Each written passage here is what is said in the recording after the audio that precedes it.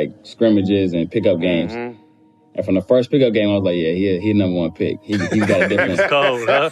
Yeah, he got a different level from everybody else that was there at the time. So we had a squad, and he took it over from the jump. Obviously, he got hurt, and we still he went down. We still won the ACC championship that year. So that's the kind of talented team we had, and being, like I said, practicing against those guys at that time was huge for everybody's confidence.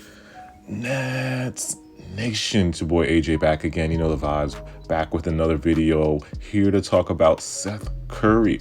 What's it going to look like in Brooklyn? How should we use him? His strengths, his weaknesses. We're going to break all that down. But before we get started, please hit the like button, subscribe, hit the notification bell. Gang, Noti gang, what's good? So, and also follow me on Instagram at NetsKingdom711 and follow me on Twitter at NetsKingdomAJ. What's good, Nets Nation gang? So Seth Curry, 6'2", 190 pounds. Curry averaged a scorching 45% from deep on about 5 3-point attempts per game, easily making him one of the most prolific, efficient shooters at the NBA level. Now, his brother takes an insane amount of threes, but you could argue Seth is actually more efficient from three than his brother. But again, Stephen takes like 10 threes a game. Seth takes like 5 or 6, 7, of course. So Stephen just has a God-given off the dribble shooting ability that no one could really match. That's why he's like the greatest shooter ever. However, Seth has improved his shot off the dribble and ability to move without the ball a great deal over the years. So he's not bad at it either. Now we look at his stats. Seth is averaging 15 points per game this year at about 40% from three and 48% from the field goal range. He's taking about three, I think it says here 6.2 2-point attempts per game, and then 3-point attempts, he's taking 5.6 threes per game. So he does take a lot of threes. But let's look at another stat that people sleep on Seth Curry, and that is his mid-range. You look at his mid-range throughout the years, his field goal percentage, and let's look at it. It's actually really, really good. You see 45% in 2015, 48% in 2016, 46% in 2020, and then 48% this year from the field. So he actually is a really good mid-range shooter that people really sleep on. That's really an underrated factor about Seth Curry. He's not just a catch and shoot guy. He's not just a catch and shoot guy. Now, Seth is a sneaky, crafty player. He has many jab steps, pump fakes, and hesitation moves in his arsenal to get open and score. He's a great teammate. He has the intangibles of a good teammate. He always shows a winning attitude. We saw his energy on the bench last night. Now we think about how the Brooklyn Nets could use Seth Curry.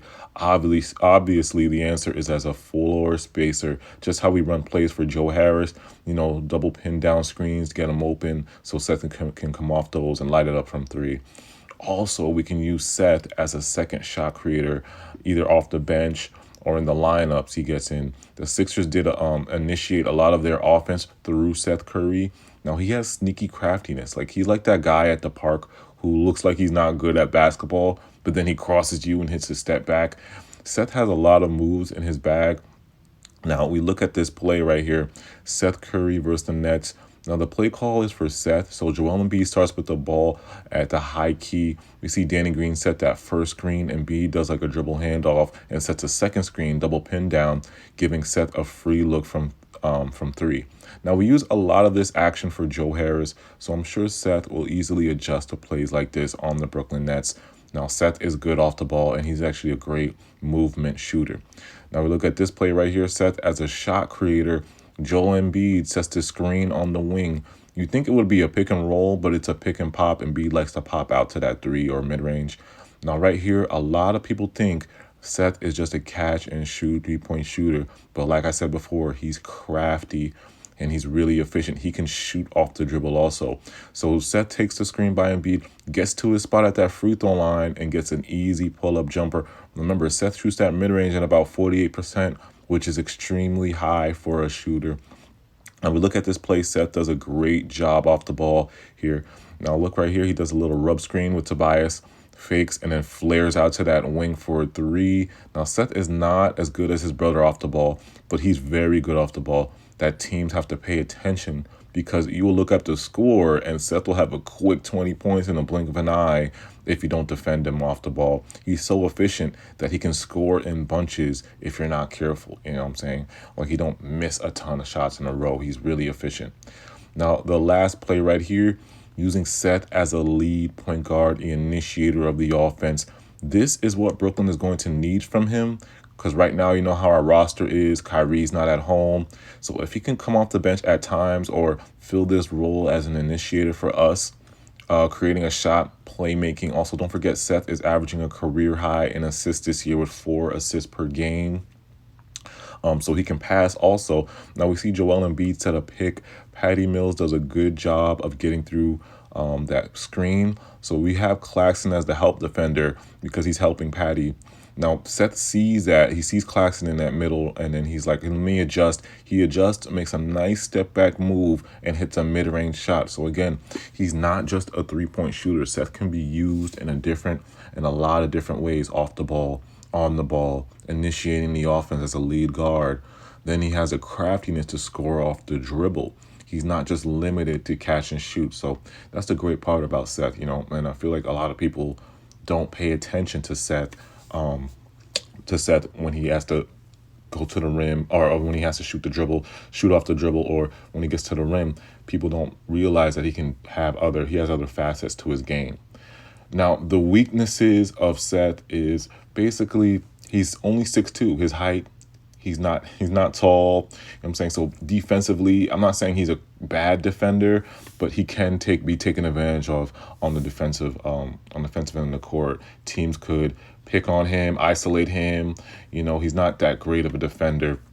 And also, his other weakness is basically getting to the rim. I'm not saying Seth can't get to the rim, because Seth can have craftiness to hit those like little spot up floaters or spot up shots, spot up like little layups at times. You just seen it in a clip right here. He lays up Harden, but he's not terrific at the rim. You know what I'm saying? That's not his bread and butter. Seth rather drive and then stop at that free throw or pull up and hit that mid-range, then drive and get to the rim. You know what I'm saying? Because he's not that tall and he doesn't have a lot of foot speed. He doesn't have quick foot speed. So he rather just use his craftiness, shoot that floater or pull up in that mid-range, or do what he does best, catch and shoot, hit threes. So those are basically the weaknesses we just got to look out for with Seth Curry. But hopefully the coaching staff of the Brooklyn Nets are able to use him in the right way, put him in his spots, you know, make him maximize his potential. And so going forward, you know, we use Seth at the right times, use Seth at the right moments.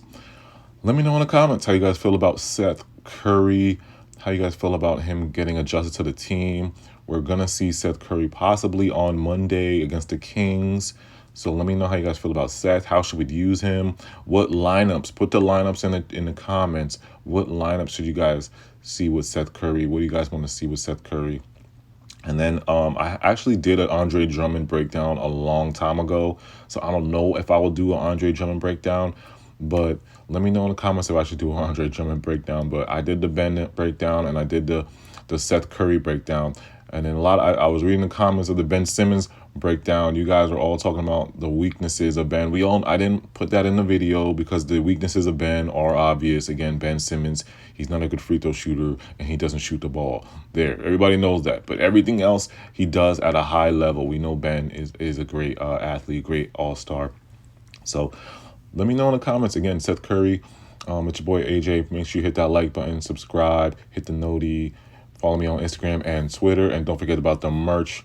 Get some Nets Kingdom merch. Link in the description. bknetskingdom.org. It's your boy AJ. I'm out.